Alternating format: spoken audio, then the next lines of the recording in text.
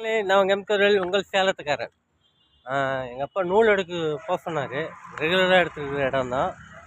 ஆனால் ஒரு load menu, புதிய லோடு மேன் அவர் புதுசாக சேர்ந்துருக்கிறாரு.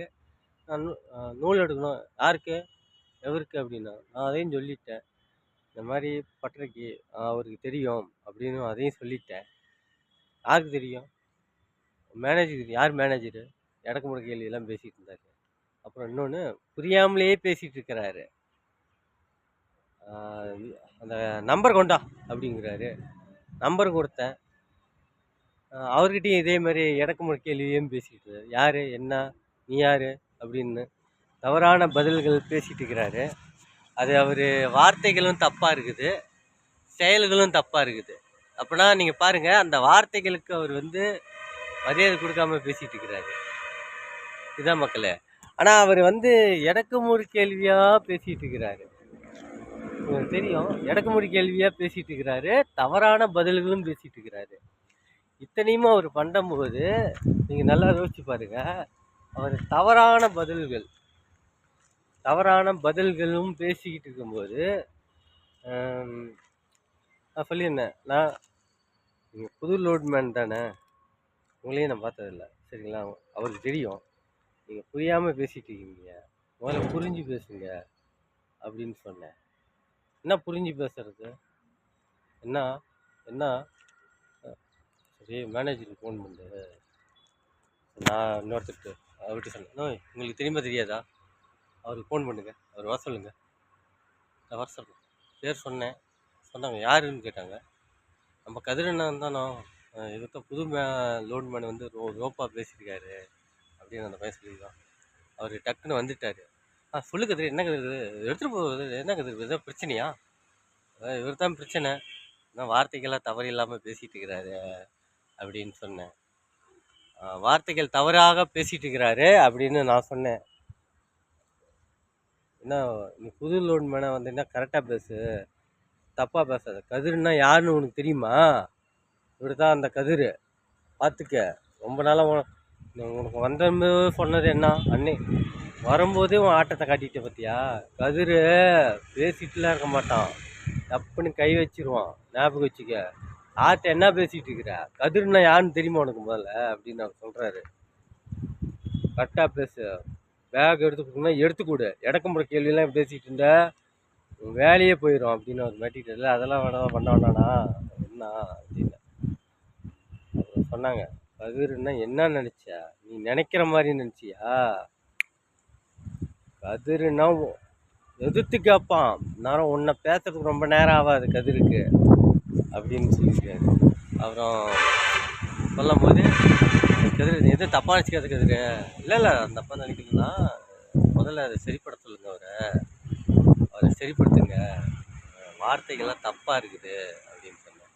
சரி, இந்த ஒரு டைம் விட்டுரு அப்படின்னு சொல்லியிருந்தார். சொல்லும் போது எல்லாத்தையும் நான் யோசிச்சுருந்தேன். அப்புறம் அவர் இந்த மாதிரி பேசிட்டு இருக்காரு. அப்புறம் இருக்கிறவங்களாம் கொஞ்சம் பகைச்சிக்க போகிறாரு, பார்த்துக்குங்க அப்படின்னு சொல்லியிருந்தேன். இந்த மாதிரி தப்பான பதில்கள்லாம் பண்ணிட்டு இருக்காரு அப்படின்னு நான் சொன்னேன். சரி, இந்த மாதிரி நடக்காது, இந்த ஒரு டைம் விட்டுருக்காரு அப்படின்னாரு.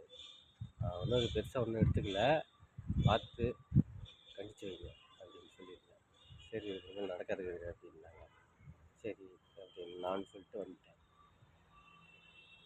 அப்புறம் அவருக்கு கூப்பிட்டு எனக்கு ஃபோன் பண்ணி, ஏதோ தப்பாக நினச்சிட்டியா அப்படி இப்படின்னு 5 டைம் ஃபோன் பண்ணார். இல்லை அதெல்லாம் ஒன்றும் இல்லைண்ணா, நீ கம்ம பாருண்ணா அப்படின்னு சொல்லியிருந்தேன்.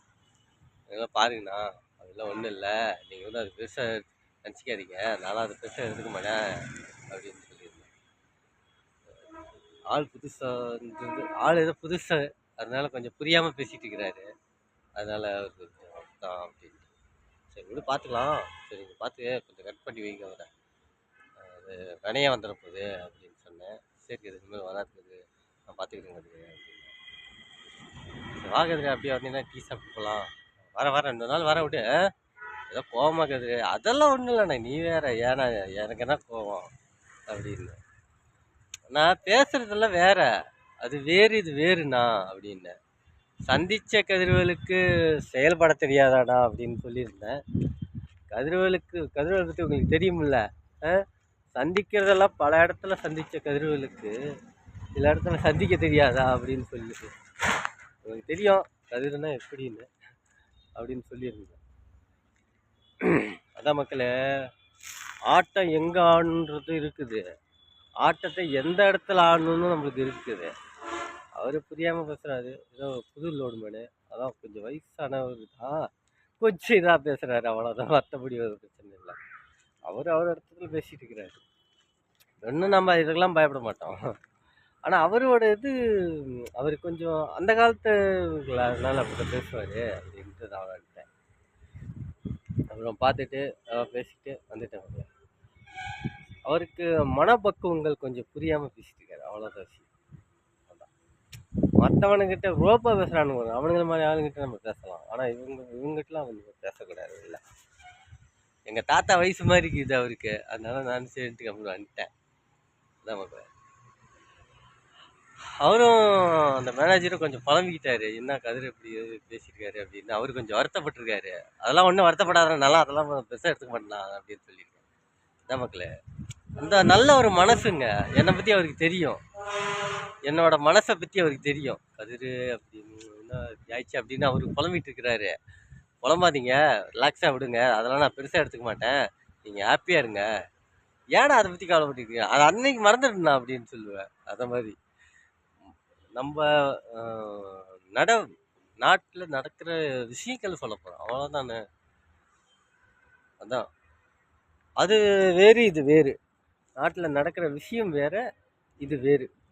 கடைக்குள்ள போகிறோன்னா இந்த மாதிரி நடக்குது, அது நினச்சி பார்ப்போமா? இல்லை இல்லை, நடக்கிறது நடந்து தானே ஆகும், அதை தாண்டி தானே வந்தாகணும்.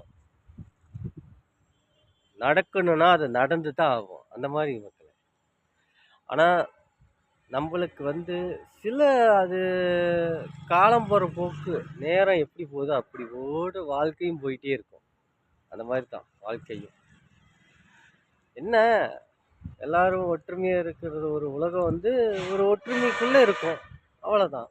ஆனால் என்னை மதித்து பேசுகிறாருன்னா அவருக்கு ரொம்ப வருத்தமாக இருக்குதுன்னா, இந்த கதிரவலை இப்படி பேசிக்கிட்டாங்களே அந்த புது லோட் மேனே, ஐயோ டென்ஷன் ஆகிட்டாரு அப்படின்றது அவரோட மைண்ட் செட்டில் இருக்குது. நான் பேசணுன்னா எப்பயும் பேசியிருப்பேன், வேண்டாம். வயசானவர் பாவம், அவர் என்ன, அவருக்கு புரியாமல் பேசுகிறாரு, அவ்வளோதான் விஷயம்.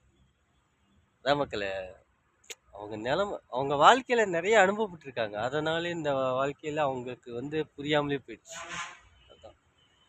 ஆனால் அவங்க நிறைய அடிபட்டிருக்காங்கன்னு நினைக்கிறேன். அதனால தான் அந்த அவருக்கு நம்ம சொன்னோம்னா அந்த வார்த்தை அவருக்கு அவர் நம்ம சொல்கிறத புரிஞ்சிக்க மாட்டேங்கிறாரு, அவ்வளோதான் விஷயம். அதான் நான் சொல்லுவேன், உலகத்தில் இருக்காங்க எல்லாரும் நல்லா இருக்கும்.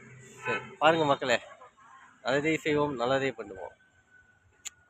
அவங்களோட மனப்பக்குவத்தை நம்ம புரிஞ்சுக்கலாம், அவ்வளோதான். சரி பாருங்கள் மக்கள்.